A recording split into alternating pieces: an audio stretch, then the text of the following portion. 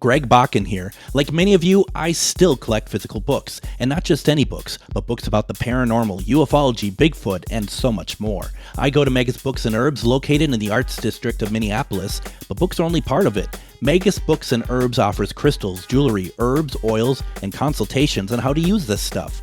Check out their in-store classes and events too.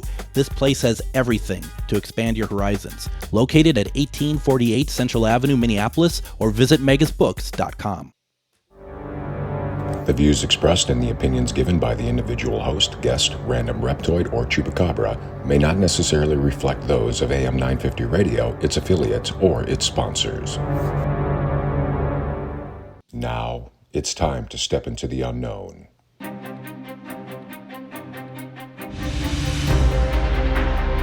There are things people experience but never talk about.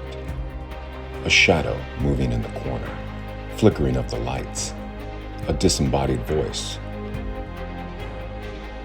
We invite you to talk with us.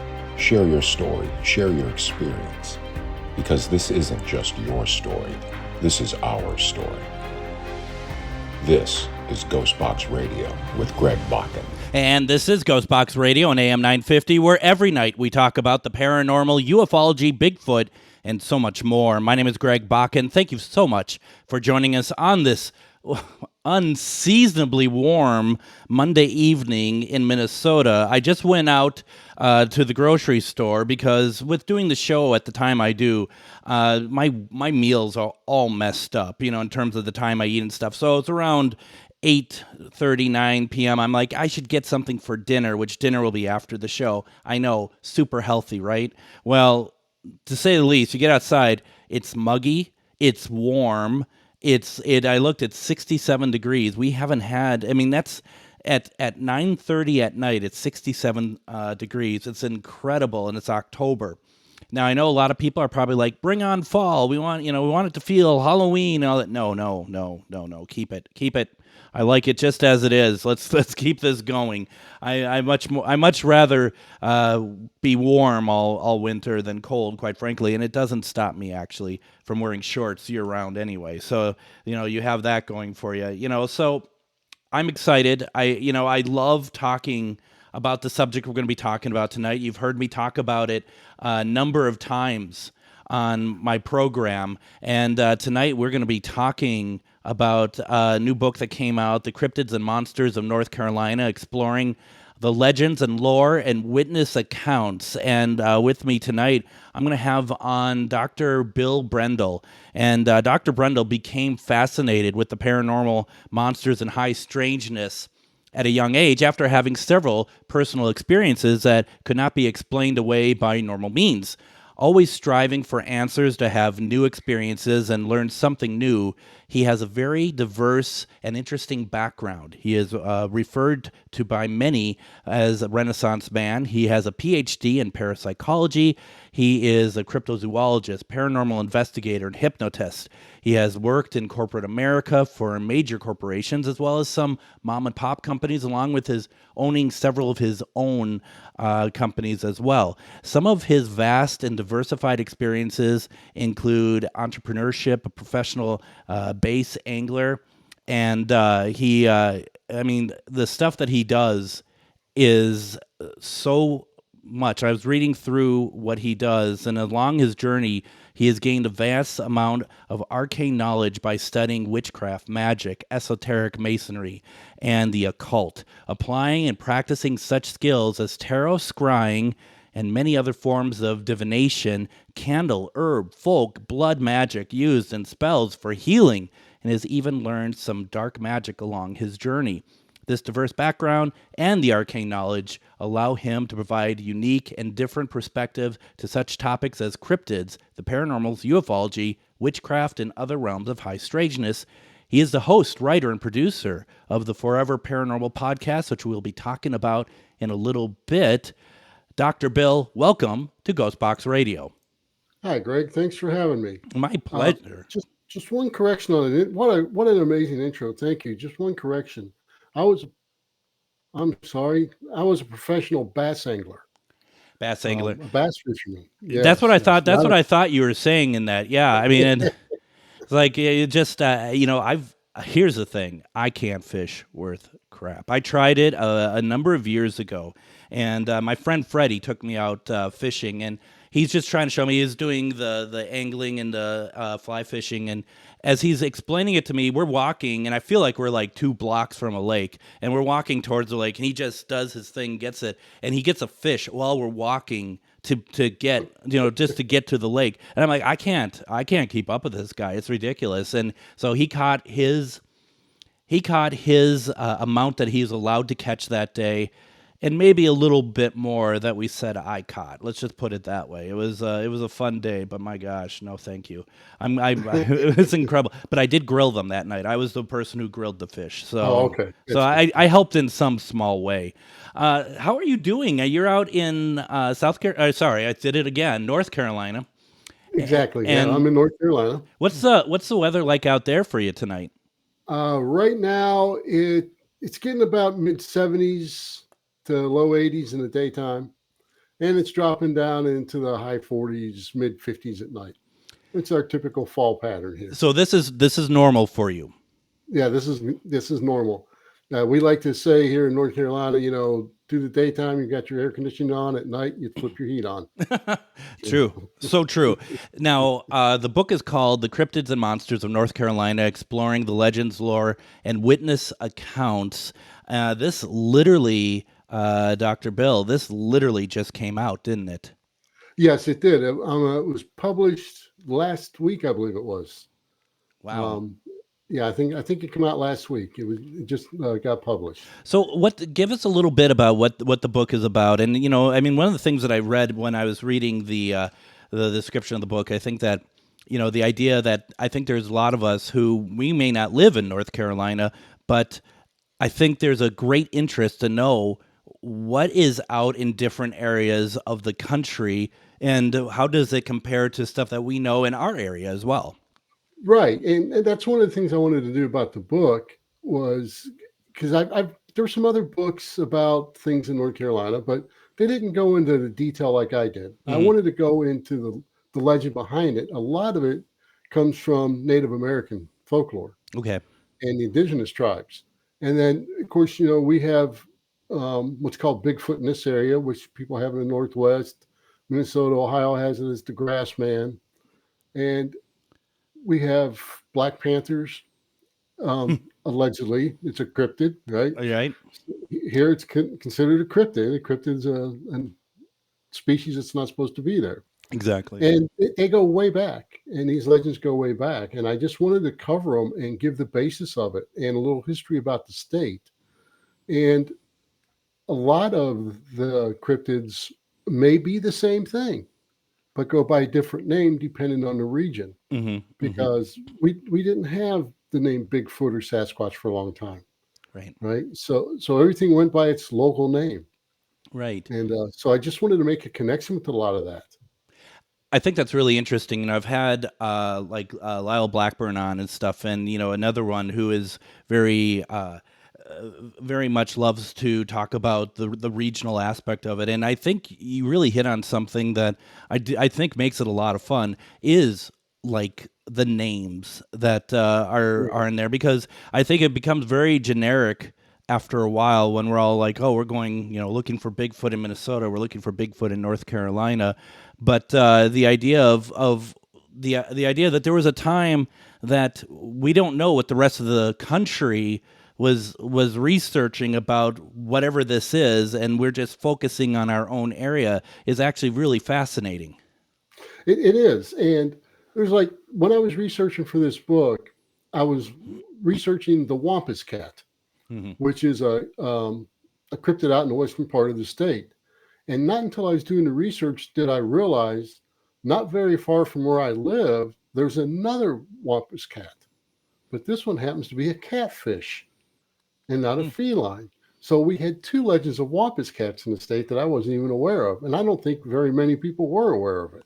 No. So even just the research on things like that brings up things that's like, wow, I had no idea that those two existed.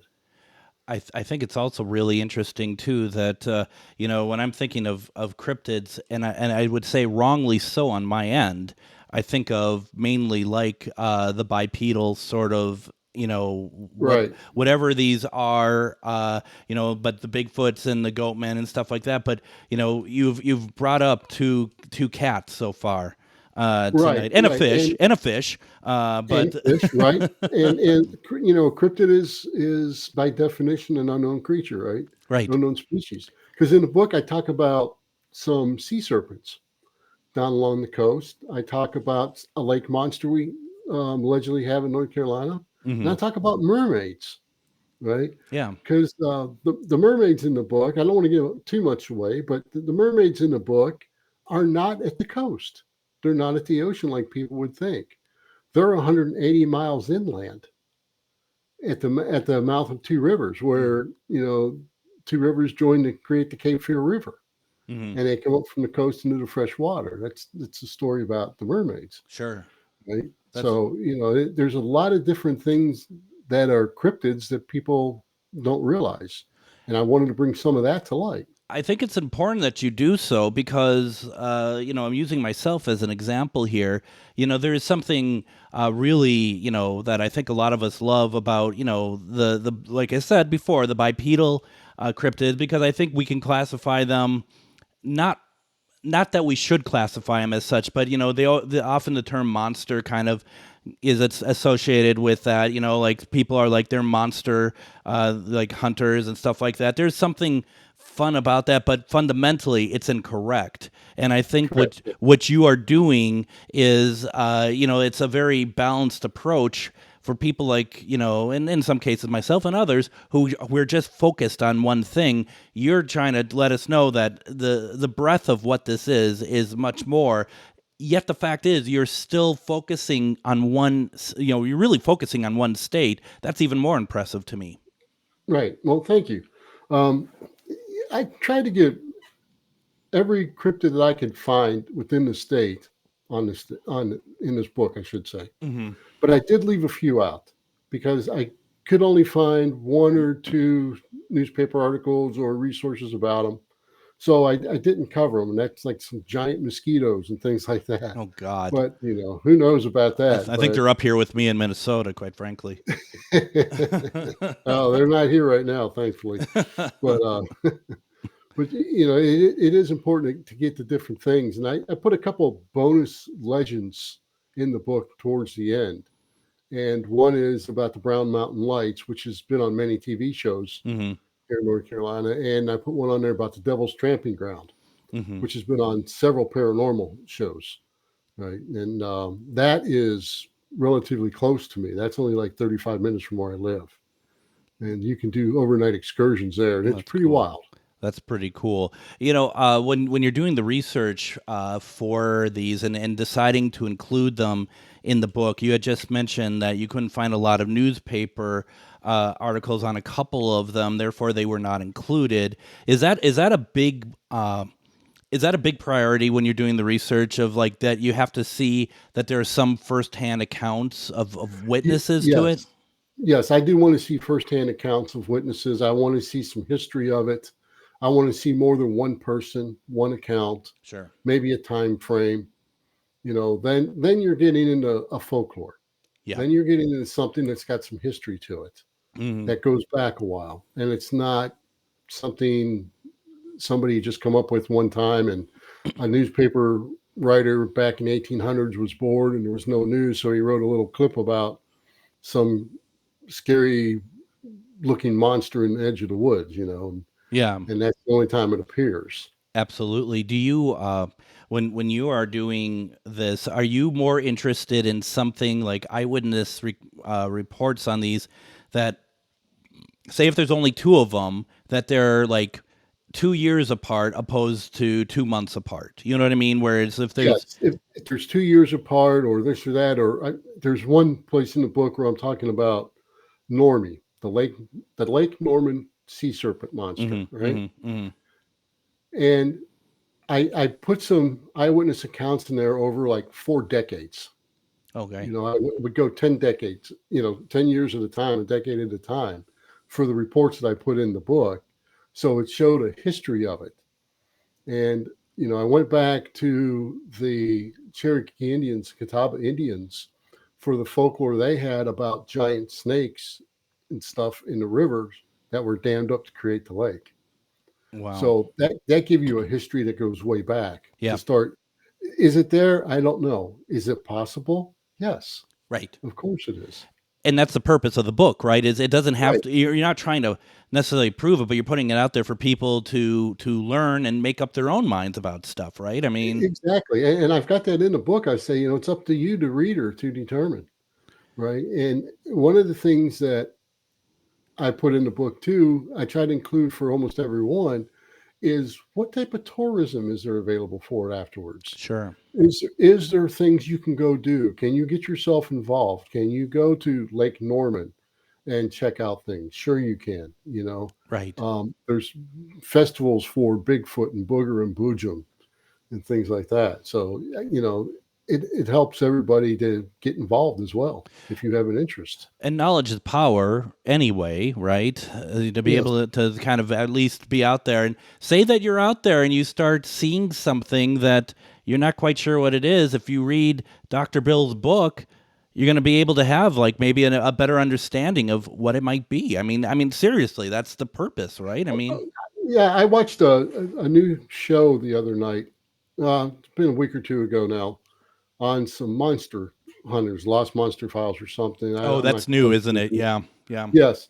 And they were doing, and the reason I watched it is the first episode was supposed to be on North Carolina on a cryptid. hmm And I listened to it and this and that, and I listened to what they come up with, and I'm like, that's not even close to being right. That's unfortunate. Because they said there was a chupacabra.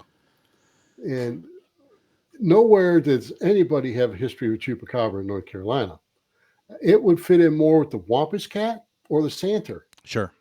the legends, than it would, and I was disappointed that they come up with chupacabra.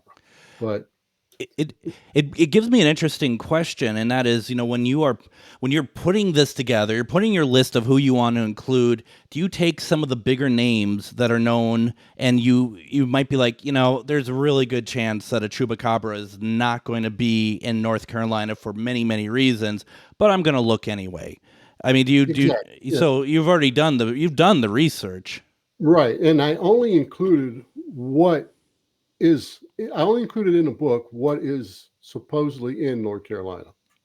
sure, Right. So Yep. if there was no background for chupacabra, it wasn't included.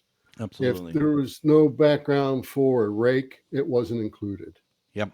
Things like that. That makes a lot of sense. Why don't we go ahead and do this? Let's go ahead, take our first break. When we come back, we're going to be talking more with Dr. Bill about the cryptids and monsters of North Carolina, exploring the legends, lore, and witness accounts. If you have questions, put them into the comments section. We'll get to them.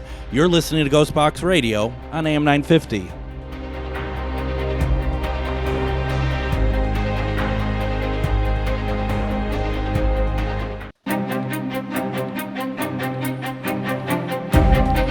And yesterday I was out in Winona, Minnesota, and I took part in Refined Divine's Holistic Fair, and that was a lot of fun. That was really good. A lot of people showed up. I was able to present last night or yesterday afternoon. That was a lot of fun, and I spoke about cryptids. I spoke about aliens, but also using Spirit Box with them as well. And then I played. We actually ran the box for a little bit and got somebody who had recently passed away that was knew one of the managers there, and so we kind of put a stop to that, only because that wasn't the time or place for it. But it was a great experience.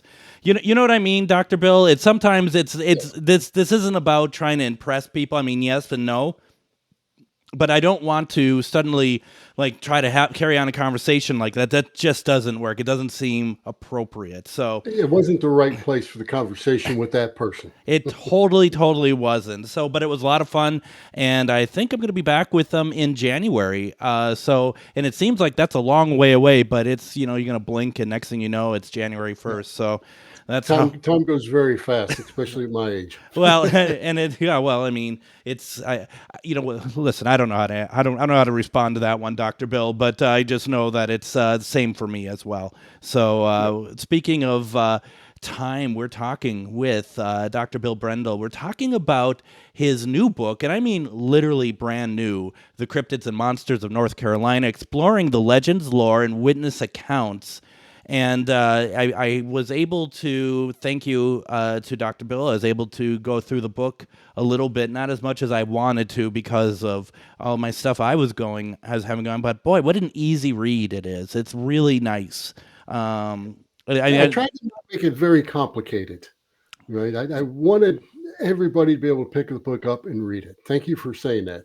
So it's very 100% true. It's a very good book. It doesn't, and I think you'll know what I mean when I say it doesn't outstay its welcome at all. It really gets to what it needs to get to, and it does it very well. And it's like easy, is a good size to use as reference going forward. Because I think too, it's for North Carolina, but you can apply it to other places as well. I mean, exactly, it does apply to other places, and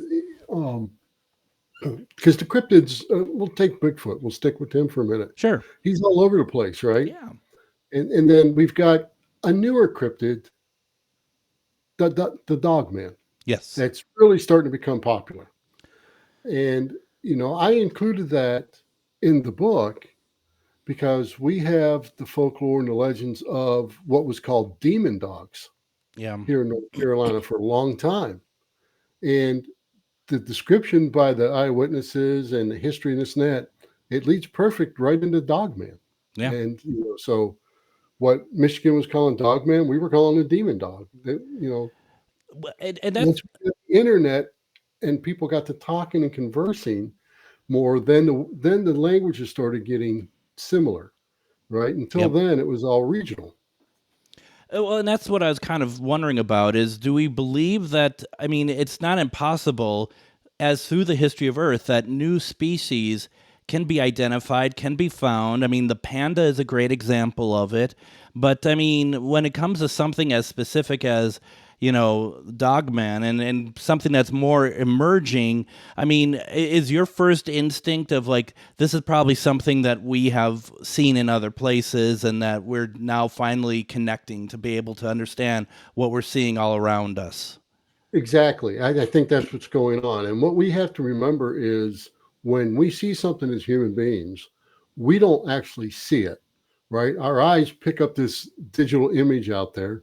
It transferred via electrical nerves through our optic nerves to our brain, and our brain sends back a signal to another part of our brain of something that we have in our history, something that's in our repertoire in our brain. Otherwise, we can't understand what it is because we don't know.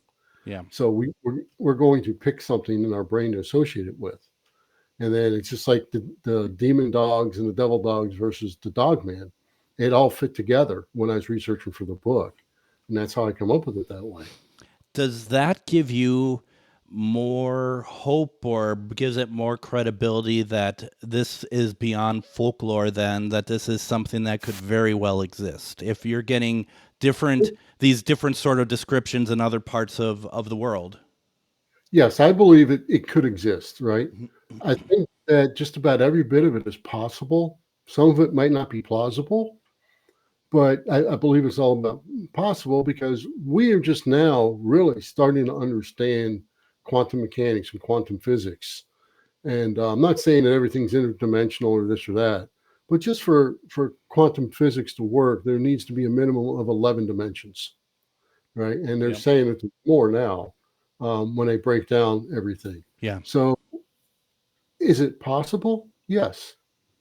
Again, we only know what's readily available to us, right? And our knowledge is very limited, I believe, at this point still. I think that I think that there needs to be more humility in that regard, as a human species. That there's so much out there that I feel like we are so, and I say that as the global we, no one particular. But of people who are just like, same with aliens and other things, like, well, that's impossible. Can't believe it's like, why can't, and I always understand that in a sense that's a bit of a leap of faith, but I can't believe that we can be so smug and believe that we know everything based on, like you just said, what we see in front of us. Right. And especially in the Western culture, right? Hmm. Our Western culture limits itself a lot on the esoteric and things like that. Yeah. And just stop and think that in England, for example, when we talk about ghosts, and we talk about spirits, and we talk about hauntings, and all that couldn't have happened. They have houses over there that are older than our country, Totally. right? So, I Totally. mean, how many generations of energy was in there? Hmm. We know that everything is energy. We know that everything moves by energy. Everything's Right. made of energy. We know that energy doesn't go away. So, I try to look at the cryptids and things like that from that aspect as well. and You and know, and I was going to, and I always get worried, and I figure that I think I know where you stand, but I always get worried when I bring people on that when talking about cryptids, because I'm firmly in the camp that believes that what we call Bigfoot or forest people is an interdimensional, species. That's where I think I've seen it. I mean, I've seen them, and that's where I'm at. Doesn't mean that I'm completely right. I mean, you have to have an open mind, but where do you stand in that? I believe it's completely possible. Yeah. I don't have a definite position on it either way because I haven't been an experiencer. Hmm. I have not experienced that yet. So, could it be a bipedal creature we haven't discovered yet? Yes. But I think that's less plausible than an interdimensional creature, Yeah. right? Right. Because you go back and you look at the history of fairies and fae and thing like that. What is it? Interdimensional, maybe? Even aliens could possibly be interdimensional and not necessarily from another universe. That's the camp I'm in right now, because Yeah, I tend to agree with you on that. I mean, I've experienced it, but once again, I want to put out there, and I was thinking about this earlier when I was driving to the store at 9 p.m. About the idea of, like, when I put this stuff out here, I really want to make it clear to the people who have listened over the years and stuff. Just because it's something I think doesn't necessarily mean that you have to think that way, meaning anyone listening or whatever else. And having you on, you're like we said earlier, you're putting out there the facts that you have, and you're allowing people to come to their own conclusions. And I'm hoping that when I talk about this, I still allow people to do that as well, because that's important, and especially in this area, I feel like. Yes, there are no experts, right? No. There's no definites on this. So everybody has to come to their own conclusion. Everybody, and you know, the camp that we're in, for example, right now on say cryptids, Hmm. that could change in a year. That can change Yep. in 2 years. That Yep. can change in 3 years as new documentation, new information, and new studies are done. They're doing a lot of work with mitochondrial DNA right now. Hmm. So we're liable to get some answers. It keeps coming up unknown, unknown. So, oh, well, you don't know what that is. Well, that's because it's unknown and we haven't had enough samples to build a database yet. Absolutely. I mean, and I've known people who have through their work and seeing this being, they've actually gotten some hair DNA, fur DNA. They've had it sent off, and it comes back as unidentified. They don't know what, the labs don't know what it is. Right. Part human, part unidentified, usually what the DNA comes back as. Totally. And And, I'm sorry if I cut you off. oh, no, no, no, no. There's Dr. Melba Ketchum one time was doing DNA studies, Hmm. and she got a lot of flack for it. And now she's working on a Dogman project and stuff the same way. But I think that we limit ourselves too much sometimes by saying, oh, that can't be because it doesn't come back positive for something. Right. Well, we didn't know what a gorilla was 100 years ago.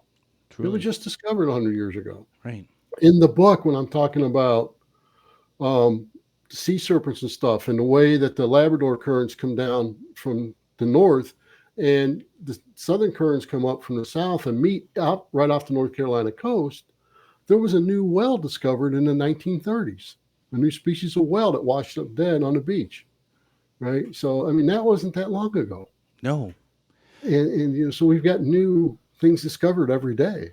Absolutely, and that's the exciting part about it, and it does worry me when you get the people who are like it's impossible, and I'd wish we could get more people to think, first of all, more interdimensionally, at least entertain the idea, I mean, at least something like that to kind of think about that because life, just because it's everything isn't two dimensional as we see in front of us.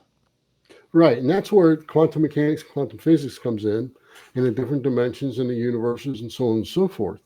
Right, I can't come up with a way to explain how you can have a set of tracks going through the snow that completely disappear. Right. Right. We'll use Bigfoot tracks. Then when we have a man that was walking through the snow in Canada across the lake, and all of a sudden his tracks disappear, no broken ice or this or that. What was that? And he shows up, a year later, 2 years later? Yep. Right? And no memory where he was. Was that an alien abduction? Right. I don't know. Right. Right? You've got to keep your mind open. You've got to keep a perspective. Otherwise, you can't learn and grow as a human. Absolutely. And for all of us who want that, whatever that disclosure, that meeting, that unification, you can't do that unless you are willing to kind of let go of the norms of our lives, I guess, to be able to think differently, I guess, really. Right. I think the magic in it is two people or two schools of thought can disagree on something as long as they're open to the fact of understanding why you think the way you do. Sure. Why did you come to that conclusion? If I can agree on how you came to that conclusion, fine. I might not agree with your conclusion, but I think we're better off and we can all learn from that. And if we do that more, we'll start getting answers to some of these questions we all have. What are these things? Absolutely. Kind of like take the blinders off, right? I mean, yeah.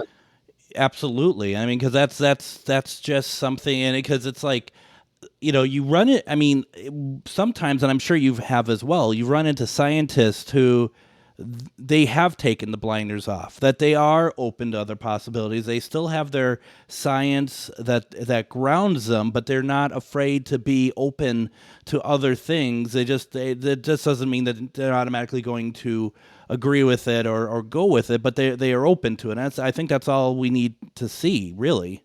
Right. There's no better example of that than Dr. Jeffrey Meldrum, since we're talking about Bigfoot, and bipedal creatures. There's no better example than that. But too many of them are afraid to lose their career, lose their tenure. Yep. You can't be afraid to lose things. If you're going to go after something and you want to find it, you've got to go after it. You can't be afraid to do it. And I'm sure you have seen, especially with your podcast, your research, I've seen it over time.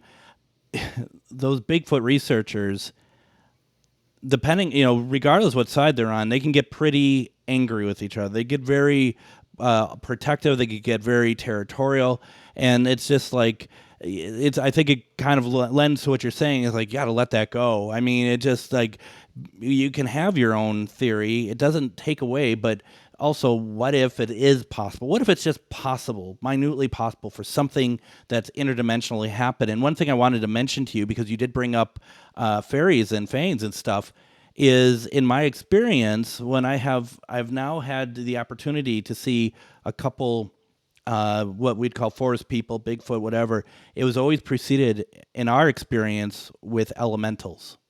Mm-hmm. And that just seems like they're the first group that comes through to see what's going on. Well, they could be an elemental. Well, that's true as well. Yes, absolutely. Right? They could actually be an elemental. That's absolutely true. And that would fit in perfect with some of the Indian lore, some of the Indian folklore and things like that. And there's more orbs out there than just dust orbs on a camera. Absolutely. And that's one of the reasons I included the Brown Mountain Lights in the book. Because those orbs have been going on for a very long time. Go ahead. I'm sorry. Well, I was going to say, that now they say, oh, it's car lights, it's this, it's that. But they've been going on before there was cars. Right, exactly. Right? They were going on before there was roads there.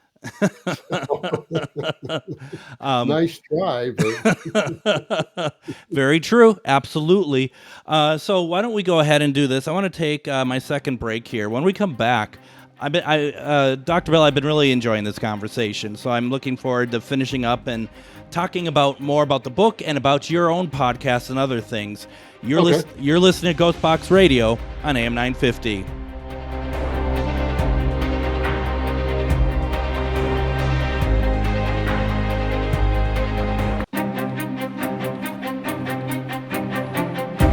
And join me tomorrow on GhostBox Radio with Greg Bakun. We're going to see the return of author Joe Prozit. We are going to be talking about his newest work, Machines, Monsters, and Maniacs. That's Volume 2. Joe is a local author. Really excited to have him on. He is so much fun to talk to. His work is really good. So check us out tomorrow. And then Wednesday, we're doing the show live from the 300 Clifton Mansion. For those of you who remember, we're actually going to be doing a 4-hour Halloween broadcast from 300 Clifton. Well, that would be Halloween, October 31st. And for those who know the show that we do Thursday, Myth or Mystery, we are going to be doing that as well. We are also going to be having Ghost Inspector Greg, who has been on such shows as Ghost Adventures. He is going to be out in Hollywood, and we're going to be cutting to him at a location, trying to try some of his spirit boxes that he has. It's going to be a lot of fun. I can't wait. And if you want to take part, actually being at the mansion, they're going to have basically a carnival there on October 31st. We're doing our live broadcast from there. We're also going to be doing a paranormal investigation on the top 2 floors of the mansion. If you want to take part in that, we are selling tickets to that right now. You also could buy tickets for just general access to the grounds during our broadcast, as well as the other stuff they have going on. They're going to have a band. I think they're going to have live music there, at very least a DJ. They're doing trolley tours. They're doing psychic readings, plus our paranormal investigation. It's going to be an amazing night. And if you want to be able to take part, see what the costs are, see about coming out there on October 31st, go to MinneapolisTrolleyTours.com. And you can, if you want the direct link, MinneapolisTrolleyTours.com/Halloween. And you can decide what you want to do. There's a lot of options. And they're doing multiple trolley tours that night, which is, having done it a couple times, it's a lot of fun. So if you don't have anything going on Halloween, check it out. It's going to be great. We're finishing up our fantastic conversation with Dr. Bill Brendle. We're talking about the cryptids and monsters of North Carolina, exploring the legends, lore, and witness accounts. I see it's available on Amazon. Dr. Bill, do you have anywhere else you prefer them to go get their book? It's available on Amazon. It's available on Barnes & Noble. It's available. I'm going to have it on my website before too long, my author page to my outskirts. I'll probably put that on tomorrow. I'm very bad about keeping the foreverparanormal.com website up, but I'll get that on there, so that there's a link from there too, because it's available on Kindle. It's available on Apple Books. It's available just about everywhere, or you can get your local bookstore to order it in. Now, if they get it through you directly, are you going to sign it for them, or?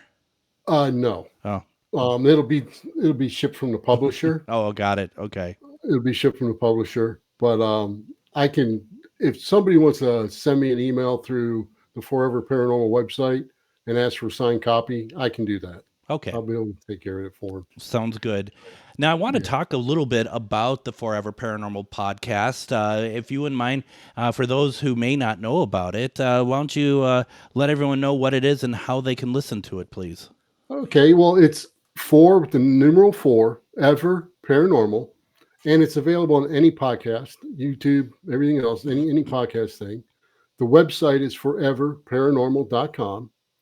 And we've got about 90 episodes out there now, something like that. We've been doing it for a while. It's my wife and I. Sure. And we try to do it more as an educational type of thing. Mm-hmm. We tell certain stories. We talk about different things. For example, some of the episodes that we have, let me get to some episodes here. We've done different things, from like scary stories, which we just did, be coming out for Halloween. We did Zozo, the Oh demon of the yeah. Ouija board, Oh yeah. right? Mm-hmm. We did the Needles UFO incident. Okay. Going back there, we did one about a man that was supposedly killed by a witch's curse. Some on witchcraft, Cool. right? Mm-hmm. Different things about witchcraft. I am a practicing witch, Yes. so we do things on witchcraft too. And when we did our 1 year anniversary show, my wife actually told me that was her favorite show. Was one of the ones on witchcraft because she actually learned about a lot of the things that are in my office. Oh sure. Okay. Yeah. I bet. I But bet. she's not into it, so she didn't know. We've done ghouls, we've done Bigfoot conspiracies, the tools of witches, the history of the Ouija board, Mm-hmm. things like that. Alien abductions of Betty and Barney Hill, Yeah.